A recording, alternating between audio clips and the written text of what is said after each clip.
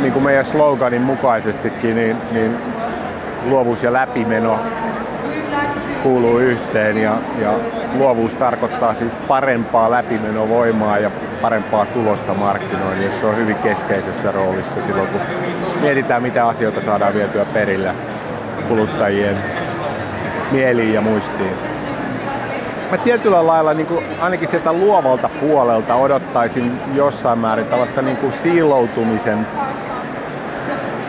siloutumisen, ei voi puhua poistumisesta, mutta vähentymistä tietyllä lailla, koska mun mielestä tällä hetkellä niin kuin vähän hölmösti lähdetään niin kuin lähtökohtaisesti vaikka nyt sitten tekemään niin kuin sosiaalisen median kampanjaa ja mietitään tavallaan, että tämä on nyt niin kuin sosiaalisen median kampanja.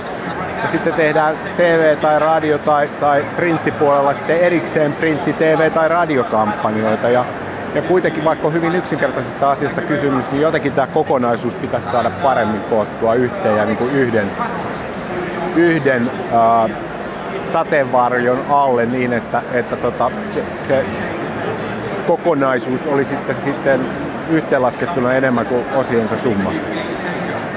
Mä olisin 10 vuotta sitten sanonut, että messuliiketoiminta on kuoleva bisnes, mutta tällä hetkellä itse asiassa mun mielestä se näyttää niin kuin voivan paremmin kuin koskaan. Ja itse asiassa mä uskon aika paljon juuri tällä hetkellä siihen, että asiakkaat hakee konsepteja, joiden avulla he voi kohdata ihmisiä ihan aidosti. Niin moni liiketoiminta on itse asiassa muuttunut verkkoon ja sitä kautta ehkä vähän tämmöiseksi anonyymiksi ja kylmäksi. Jos puhutaan vaikka pankkivakuutussektoreista, niin ihmisiä on aika vaikea edes saada enää kakkukahville sinne konttoriin.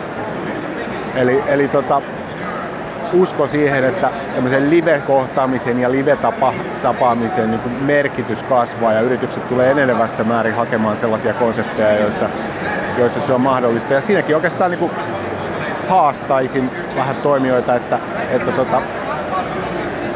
varmaan ei ole vielä silläkään saralla ihan kaikkea keksitty, vaan niin uusia malleja on mahdollisuus luoda ja kehittää. Mä puhun tässä kohtaa nyt radiomainonnasta ja silloin tietysti niin kuin Nelonen Media tarjoaa tällä hetkellä aika loistavan miksin erilaisia radiokanavia. Meillä on yli 2 miljoonan kuuntelijan viikkopeitto ja meidän tavoittavuus niin kuin kaupallisesti tärkeissä kohderyhmissä on todella vahva. Ja ikävä kyllä se menee aika suoraviivaisesti niin, että mitä enemmän sulla on kuuntelijoita ja peittoa, niin sitä tehokkaampia ne sun myymässä ja toteuttamasi kampanjat myöskin käytännössä ovat. Eli se on ainakin yksi perussyy. Sitten toinen asia on oikeastaan, mä luulen, se luovuus. Eli me haluttaisiin olla kyllä vielä isompi kumppani meidän asiakkaille sen luovuuden suhteen ja pystyä niin kuin yhdessä enemmän ratkomaan ja tekemään niitä kampanjoita niin, että sitä kokonaisuudesta tulisi toimivampi. Ja ei myöskään tehtä sitä pelkästään niin, että siinä tehdään nyt sitä radiojuttua, vaan otettaisiin siihen myöskin muita palveluja mukaan, katsotaan siihen niin kuin muuta mediaa ja myöskin niin kuin Latamoa ja tällaisia niin kuin muita toimijoita, jotka tässä markkinoinnin ympärillä toimii, niin mukaan ja katsottaisiin niin kuin vähän suurempaa kokonaisuutta tässä hommassa. Mä luulen, että se on tulevaisuutta.